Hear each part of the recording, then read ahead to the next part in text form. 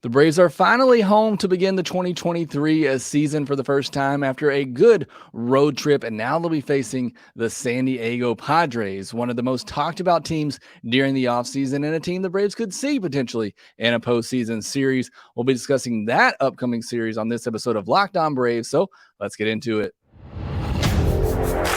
You are Locked On Braves, your daily Atlanta Braves podcast.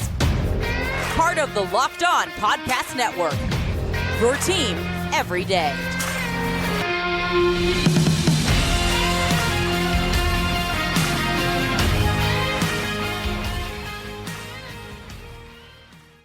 Hey, and welcome back to Locked On Braves, part of Locked On Sports Atlanta, where we cover your favorite Atlanta sports teams each and every day. I am your host, Jake Mastriani. You can follow me on Twitter at shortstopball. Also, make sure you check out my written work on the Atlanta Braves over at bravestoday.com.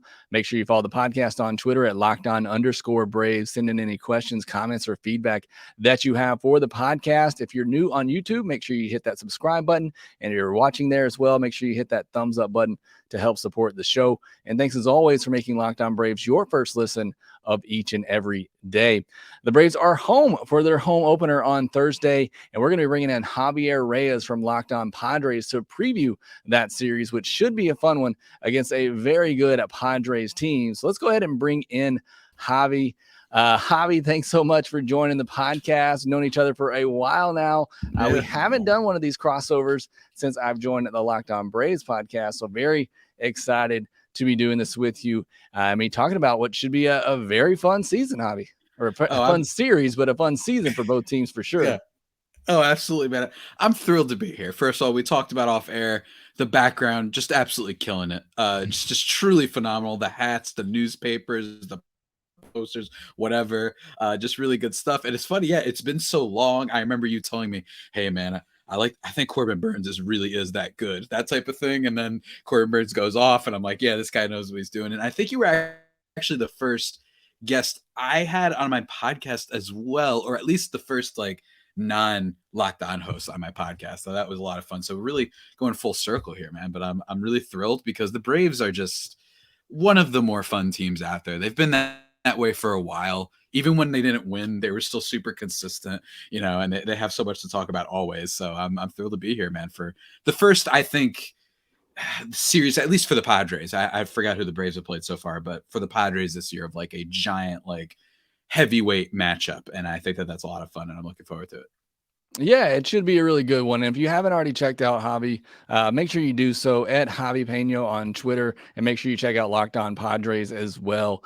He does a great job with the podcast over there. Very fun and entertaining is Javi as always. But Javi, let's jump into this series. It is the Braves home opener. They started the season on the road. You mentioned, not sure who they played. They played 3 at Washington against the Nationals. They won that series 2-1. And then they went to St. Louis, who predicted to win the NL Central. I think will be a very good team. And the Braves went in there and swept them. They played tremendously in that series. Maybe the best they'll play all year in terms of pitching, defense, offense. I mean, they really just had it all going for them in this series. But, this, like you said, for the Braves too, I think this is going to be perhaps their biggest test so far this season, as the Padres, picked by many and by Locked On hosts, picked to be the 1 and 2 teams in all of baseball this year, with the Braves being picked to finish first and the Padres second in those power rankings. So I think it's going to be a lot of fun. But give me your initial thoughts on the Padres, because I know they lost the first 2 games of the season to the Rockies, and they won the next 2,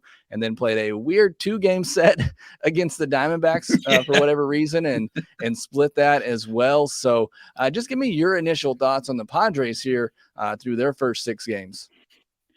I think so far with the Padres, it's really hard to judge the team in a lot of ways. I mean, it's hard to judge every team, but you have them, suspension of Fernando Tatis Jr. still. So that's still like a giant cog in the lineup that's missing.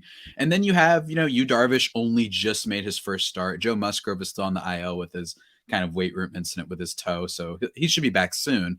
It's not like a long injury, but there's still that like vibe of like, oh, we don't know everything's here. Robert Suarez, a great reliever. He's on the IL. So there's some things. I'm not making excuses, Jake. Don't get me wrong. But it is worth pointing out that it's been a weird start to the season. And I think that what has been expected and the strengths of the Padres have come out a decent amount. And I think that comes in the form of Xander Bogaerts 3 home runs already. Granted, not necessarily the hardest hit in the world, maybe a little bit of batted ball luck, especially in Petco. But even still, it's been great to see him. He's ripping doubles. He looks great. And you just love that initial return on investment. You know what I mean? You make this big splash signing in the offseason. Not that it's guaranteed to go the whole way, but it's just really cool. And it's a nice kind of omen, I think, for hopefully his first season with San Diego of many, for sure. And I think that with them so far, there's been also a lot of glaring flaws. The unexpected thing so far has been the bullpen. Everyone from Nabil Crismat to Luis Garcia to Steven Wilson to an extent, all of their guys have kind of struggled, except for Josh Hader when he has come in, who's been a stud for a long time, even though he struggled with the Padres in the second half last year. Seems like that was just a weird blip, a weird, like, what was that type of season for Hader. And then the expected thing, at least from my point of view, was been some really sloppy defense, some errors from Juan Soto, some weird stuff from David Dahl, who's replacing Tatis at the moment in the outfield, one of their replacements, some weird stuff at first base and the infield. So a weird, wacky defense because a lot of different Padres are playing different positions now. So aside from the moves they've made, Ha-Seong Kim, he's not playing short right now. He goes to second base. Jake Cronenworth, he's moving to first base. Juan Soto, he went from right field to left field. Just fundamentally, there's been a lot of different positional changes, and I think that might take some time to get used to for players, even if I think they're more than capable of doing it. These are still very good players. In the case of Juan Soto, his defense has been under question. Why he was a Gold Glove nominee, certainly a question for a lot of people last year. But I think he at least can raise himself from bottom percentile to at least somewhere in the middle, I think, this year. But yeah, it's been a weird start, but you've seen the flashes. Juan Soto hit a blast in that first game against the D-backs. I already talked about Bogarts, and Manny hasn't even gotten going yet. He got going on an umpire for sure the other day. That was a lot of fun, but it still just feels like a team that's give it a few minutes. Give it a few minutes. You need Tatis to get back. You need Musgrove to get back. But I am definitely concerned about the defense. I think that's the only thing that, if you told me 2 months from now became a problem, I would definitely believe that. I would not be surprised at all. Yeah, because I mean, when you look at this Padres team and you look at all the money they've spent in the offseason and really going over the last 2 seasons, all the moves that they've made, which is really exciting. And I love it for Padres fans. I think it's great. But you do look at this offense and you think, man, Bogarts, Soto, Machado, when Tatis comes back, and you really think that will likely be the strength of this team. I mean, we as Braves fans look at that top 3 that we have in Acuna and Olsen and Riley, and I think the Padres, could be right there, if not even better. I think those are going to be 2 of the better top of the orders in all of baseball. But I like that you mentioned the defense because, and again, I don't watch the Padres every day like you do. I know the one game I did watch probably wasn't a great example because it was the Diamondbacks game where they were bunting, stealing bases. I mean, just playing small ball, man. Yeah, it's not something we're used to seeing in today's game, but it is a big part of that. And I think the Braves could play that into their advantage with some of the speed that they have. So you do mention, some of the deficiencies and weaknesses that Padres team has, perhaps being the defense. I think that could play into the Braves' favor a little bit. But let's talk about the starting pitching here, because again, that for me was the question with the Padres. What do they have starting pitching wise? It looks like the Braves won't see Yu Darvish in this series, which I would assume is probably the Padres' best starter. But what do you think of the rotation? I know you said Musgrove's on the IL at the moment, but how do you see the Padres rotation right now lining up, not just for this series, but long term? Are you high on the rotation? Do you think there's some work to be done there? It's an interesting thing. I think that the way I look at rotations these days in a very condescending way is everyone needs more starters, right? Everyone could use more starters. I would say that I like, in different degrees. I don't think the Padres are at like DEFCON 4. They're at like 2 because there is a world in which they had really good luck on the health side of things last year. Yu Darvish is old. Blake Snell can be an issue there, and he doesn't always last super long into games.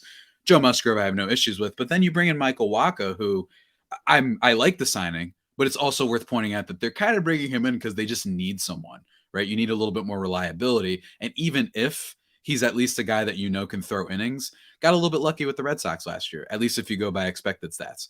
Whole run difference between his ERA and expected ERA. So that's worth pointing out. And then you have guys like Nick Martinez and Seth Lugo, who are primarily known as relievers, who are trying to be that fifth spot. So I don't think that they're like dying, because I still think that that top three is really, really good when everything's going well. But there's definitely a universe which this could go wrong.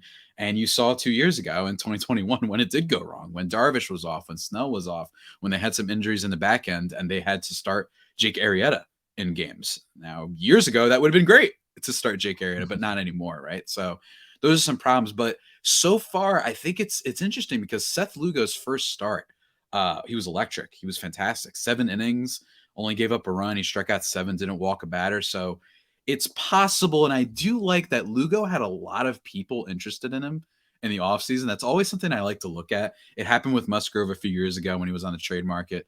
A lot of teams were rumored on him. I think that's a little bit of a good sign. Not saying he's a stud, not saying he's going to be a breakout like your boy Spencer Strider or anything like that. But it is worth pointing out that they at least have some interesting guys, more so than that 2021 team, that can at least provide for some depth. Maybe Ryan Weathers, who was like a rookie stud until he cratered. He can come back in. He had a pretty okay start. Velo was up on his slider, so that's kind of cool. There's at least hope, right? And I think that that's a far cry from the previous year, for sure. But there's definitely a universe in which this all goes wrong. And that's a totally fair point, especially in the case of health, I think, for the Padres. But we'll see how it transpires, man. But so far, that hasn't been the biggest issue. It's been mostly bullpen. Come on, guys. Get us through 1 inning safe. That would be really appreciated.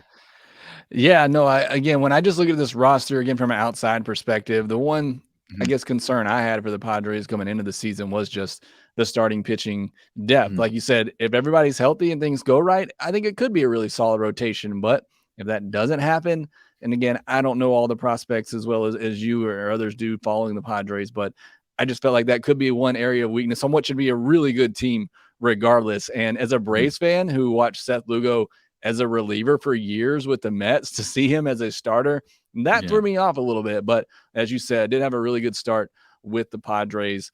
And the Braves also get to avoid Tatis early in the year as well. They face the Padres twice this year before Tatis comes back, which I think is a big advantage for the Braves for sure. But certainly when he comes back, I'm sure he'll give a big lift to the Padres. But next, we'll turn our attention to the Braves as we preview this series. Have Javi asking me some questions.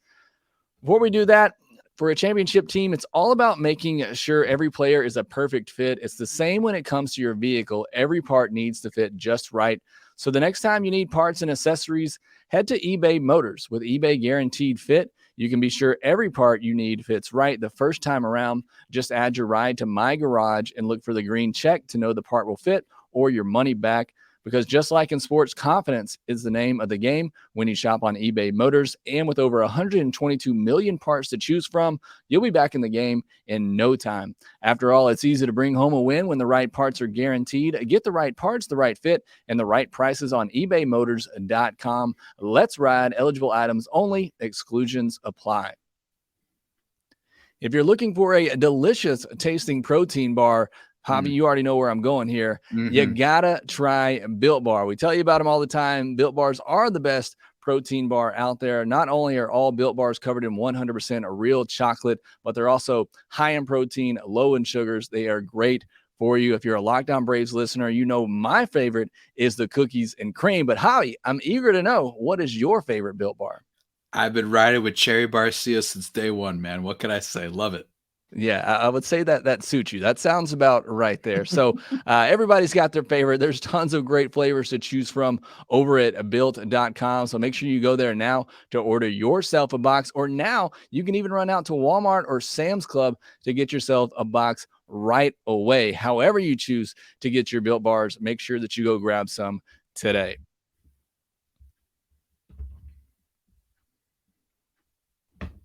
All right, Javi, now into the next segment. We're going to ask you, you're going to have you ask me some questions for the Atlanta Braves as we continue to preview this series between the Braves and the Padres. Look, man, everyone talks about it with the Rays. Everyone talks about it with the Dodgers to an extent. Do you guys have like a pitching clone factory? Because every time I look up, it's like, oh, Ian Anderson, that's the guy. He seems like he had so much hype and potential a few years ago, and then some injuries fell his way. It's like, oh, don't worry, we just have this guy named Spencer Strider or whatnot, right? And it's just, you have Charlie Morton still. You have Kyle Wright, who I think is on the IL right now, but it just feels like every time I look up, there's all these new pitchers and whatnot.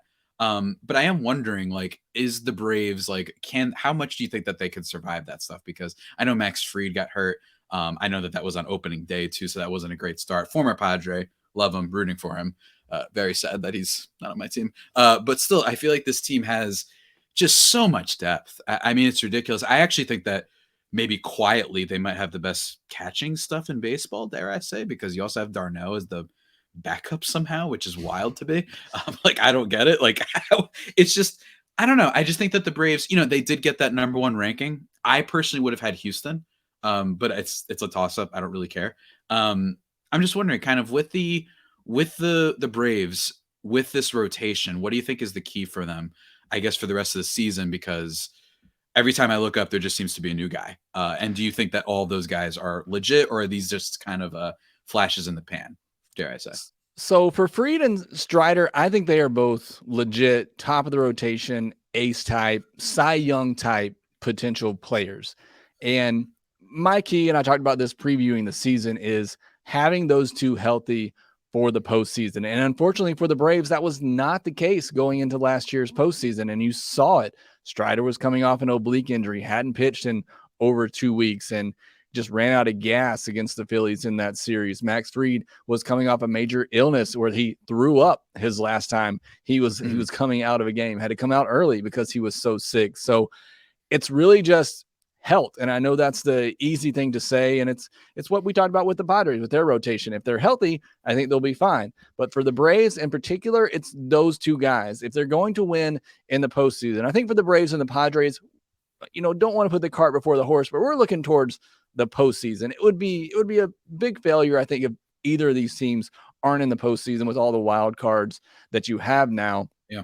And so looking towards the postseason for the Braves, in order for them to have success, I think they have to have Fried and Strider healthy, because those two, in my opinion, are legit top of the rotation arms. How it feels out behind them is somewhat of a question mark. Kyle Wright had a breakout season in 2022. Is that legit? He's already banged up to begin this year. We'll see what happens when he comes back, but I need to see it from him again over another full season to know that what he did last year is legitimately who Kyle Wright can be. Charlie Morton is Father Time catching up with him. He had a down year last season. He's getting close to 40. And as we're already kind of seeing with the Mets, two aces in their rotation, Father Time always wins. So that is a bit of a question mark. But to your point, this is tremendous depth that the Braves have, where they can start the season with Max Fried and Kyle Wright on the IL, and they can call up a Jared Schuster. They can call up a Dylan Dodd. They can recall a Bryce Elder, who pitched a great game on Wednesday against the Cardinals.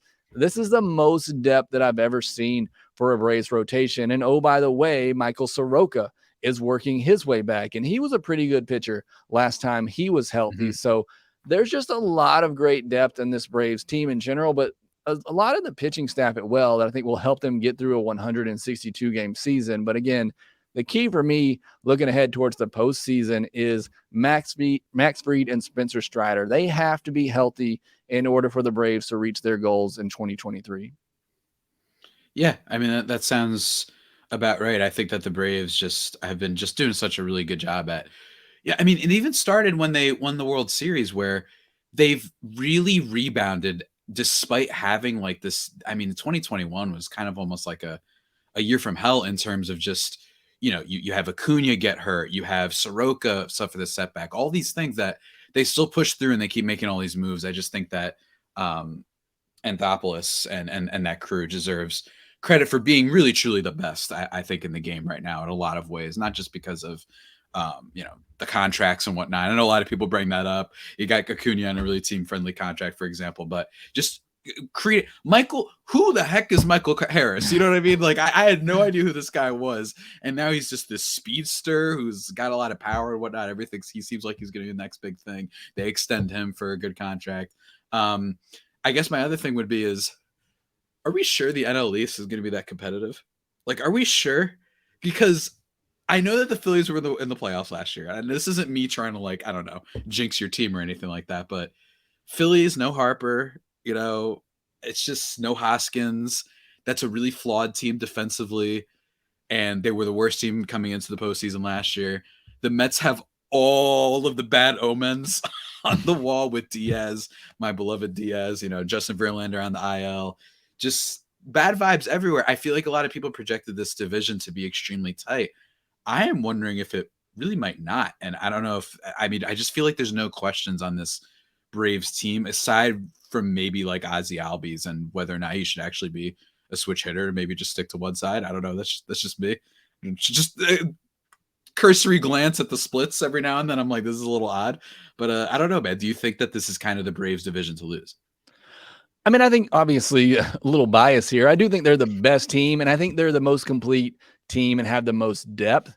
It's kind of what we talked about in our NL East preview. But I do think the Mets and Phillies will be a good challenge. But I just think there's a lot more that has to go right for the Mets and Phillies to be that team than for the Braves. And you've already seen it with the Mets. I mean, losing Edwin Diaz was a big loss for the Mets. You saw on Wednesday they lost a game late with their bullpen. I mean, Edwin Diaz was lights out. And a lot of times when the Braves played them, they'd bring Diaz in the 8th inning. And if you didn't have a lead by then, the game was over.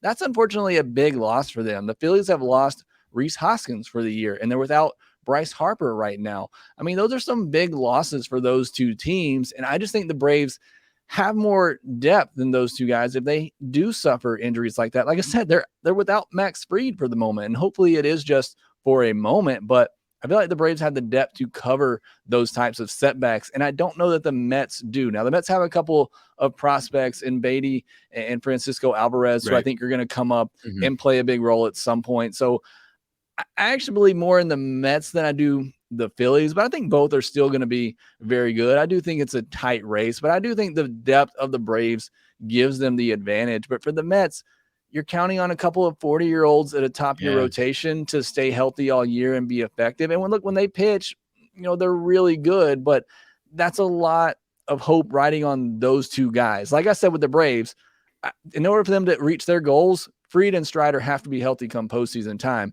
It's the same thing for the Mets. In order for them to reach their goals, Scherzer and Verlander have to be healthy come postseason time. And I just think there's a better chance of that happening for Fried and Strider than it is for Scherzer and Verlander just because of where they are in their respective careers. Yep. I feel that absolutely. I mean, that whole division in fairness is just like a fantasy team. It's just, we'll bring in Trey Turner. We've got the Braves just find random guys. Not random. I know they were high prospects, but they just come up and then they're awesome. And then the Mets are like, whatever, we'll spend an extra 80 bajillion on all these guys. They bring in Senga. It's totally be overreacting and whatnot. But Jake, let me tell you something. Speaking of fantasy, let me tell you, man. Have you ever heard of So Rare? I think that's how you say them, hopefully. Yeah. They're really, really cool. It's this brand new kind of fantasy baseball game that kind of transforms fans into owners with officially licensed digital cards featuring players from across all. That's right, all. I mean, you got to have all of them. All 30 MLB teams. And unlike other fantasy baseball platforms, So Rare managers truly own their fantasy experience. You collect, you buy, you sell, and compete with player cards against global opponents to win epic rewards. And win or lose, you still own your cards. So don't worry about losing them randomly. Don't worry that if you pull that Ronald Acuna Jr. diamond, triple, quadruple, platinum, ruby gem card, that if you lose, you're going to lose them. It won't happen. Don't worry. They got you covered. MLB game weeks happen twice weekly and span a 3 to 4 day cycle. At the end of game weeks, So Rare MLB managers who rank at or near the top of their leaderboards with a variety of rewards, which can include scarcity cards, game tickets, merchandise, signed jerseys, VIP experiences, like meeting MLB stars. Yes, that's right. You can meet your favorite players as well, guys. Prizes may vary, of course, depending on the competition, but still, that is pretty cool. If I haven't sold you already, well, go check it out. Head to sorare.com/lockedon. That's spelled SORARE.com to draft your team of free player cards. Set your lineup and start competing today to win epic rewards. Again, that's sorare.com/lockedon to start playing today. All right. Well, thank you, Javi. And I have heard of So Rare, and it's a lot of fun. I started playing it. You've probably seen a lot of promos for it around. So make sure you go check that out. And when you do, please do us a favor to support both Locked On Braves and Locked On Padres. Use sorare.com /locked on there. But let's get into our predictions for this series coming up, a 4-game series, your third straight even game set to begin the year. You've split the first two. Are the Padres going to split another one? Do they win this series? Do the Braves win it? What do you think, Javi? I like the idea of, I just love following like narratives and how media works and how storylines and fan freakouts go. I think the Padres are going to get their butts kicked in this series, and I think it's going to be good for them. I'm going to I just think that with some of the struggles on the team, with the bullpen and the defense, I think that's going to last at least one more series, I guess, especially against this Atlanta team. And I think that with what I talked about before, which my not even conspiracy, but my ridiculous exaggeration that division's already over, I think that we're going to get a lot of like freakouts after this series. And then what better way to have the Mets and Padres playing after that, coming to face each other as both teams. Everyone's like, oh no, they're the great disappointments. The sky is falling. So I think that's what's going to happen. I think they will take a game. I'm not going to predict which starter necessarily, because I love how in baseball it'll be like, you know, who's the Hall of Famer on the Braves? I forgot his name. The pitcher. I'm blanking John now. Smoltz, Tom Glavine, Greg Maddux, there etc. Any of them, like all of those guys will be the ones that the Padres would win against, right? Right. And then it'll be some guy you've never heard of, right? That's like 38. That's the way baseball goes. Yeah, that's the way baseball usually goes. I think that they take at least one game from this. I'm going to say the Friday one, just because Friday is a cool day of the week. But I think that it's going to be interesting. There's a lot of like prove it matchups, I think, for the Padres here. You know, you've got Blake Snell. Don't be fooled by the 6.23 ERA. He still looked pretty good. A lot of whiffs and whatnot. It's just that some inherited runners were given up by the bullpen, but he's still very effective. But Braves are a smart team. I think they're going to attack him and they're going to say, we don't care if he's good. Let's just make it like 3 or 4 innings good. You know what I mean? This is a guy who could go 4 innings, no runs, and strike out 8. But I think the Braves are going to be like, let's get into this Padres bullpen. You know what I mean? Get rid of Snell, get the Snellzilla off the mound, and then you have Spencer Strider as well. So I think that that's one that they could definitely win. But I'm curious to see how the rest of that series goes with Nick Martinez. Is he going to start? Seth Lugo. That's where I think the questions arise for the Padres team. Although it might be really fun. I mean, this is in theory that Grisham has started off pretty well for the Padres this year. Actually, he's swinging a better bat, so I'd watch out for him. But then that nightmare lineup of Xander, Manny, and Soto, Manny might be due. So I think it's going to be a lot of fun. I think we might get some high-scoring games, especially as we get into the bullpen. Because I also know that Raisel Iglesias is hurt.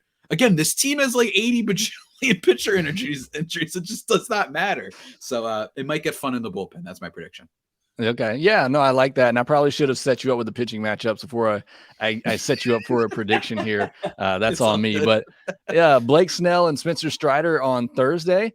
And then on Friday, which is the one you predicted that the Padres will win, I think that's actually a good prediction because the Braves don't know who they're throwing on Friday at this point. That is to be determined against Nick Martinez. So I would definitely favor the Padres in that one. And we've talked about it for days. I have no idea if it's going to be a bullpen game, what the Braves are going to do on Friday. On Saturday, Michael Wacha against Charlie Morton. And then Sunday night baseball, it's Seth Lugo, the starter, not the reliever now, versus Dylan Dodd, a rookie. So that one gives me a little bit of concern just because it's the Sunday night atmosphere for a rookie pitcher. Could that be a little overwhelming for him? His first time pitching at home for the Braves as well. Probably going to be a lot of nerves there for the rookie going up against a really, really good lineup. So that one makes me a little concerned, and the Friday night one. So it'll probably be either the Braves will win those two and then lose the one started by Strider and Morton, because like we said, that's the way that baseball goes. But I don't know. It's so easy to predict a split in a 4-game series, but I'll go with the Braves series win. I'll say that they get it done at home. You make me feel a little bit better about that, talking about the defensive deficiencies for the Padres, because I think that's one area, at least in this past series against the Cardinals, and I think overall the Braves are a great team defensively, so I think that gives them an edge. And I do like the Braves bullpen, even without Iglesias. They've been really sharp to start the year, but that Padres lineup, it is a really good one. So it should be very entertaining. Javi, thanks so much for joining the podcast. It's been a lot of fun. We need to do this more often, but let everybody know where they can find you, not just on Locked On Padres, but everywhere that they can find the great Javi Reyes. Yeah, that's all right. Thanks so much, man. At Javipeno on Twitter, JAVIIPENO. A great Twitter handle, I know. Check that out for sure. If you don't like my nerdy stuff, which I sometimes don't always tweet about baseball on there, which people who follow me know, at LO_Padres. I love live tweeting the games and doing a bunch of silly stuff and just posting the same pictures of Ha-Seong Kim and Xander Bogaerts, basically. And then on YouTube, I have a pretty boring fit for this episode. Although I did get my hair cut. People who've been watching the show, yeah, nice fresh cut. So you could look forward to that, I guess. But check that out at Locked On Padres on YouTube, and then I guess go check out Just Baseball, which is the place that I usually do some writing. I'm writing a very ridiculous thing on AJ Preller right now that I think should be a lot of fun, and something on Ryan Mountcastle. So some random stuff for you guys to get teased about. So for sure, go check that out. Yeah, go check out Javi again. He's a very entertaining person, and he's great at everything that he does there. Very intelligent about the game as well. So make sure you go check out Javi. Make sure you check out Locked On Padres. And thanks for making Locked On Braves and Locked On Padres your first listen of each and every day. Now go check out Locked On Fantasy Baseball. Let Matt and Dom help you win your league. Check out Locked On Fantasy Baseball wherever you get your podcast, just like the Locked On Braves and Locked On Padres. Go check out those podcasts there, wherever you get your podcast. It will be available. Again, thanks for listening. Be sure to follow us. Follow the Braves on Twitter at @LockedOn_Braves. You can follow me at Shortstop Ball. Also, make sure you subscribe to the podcast, again, wherever you get your podcast, and we will talk to you next time.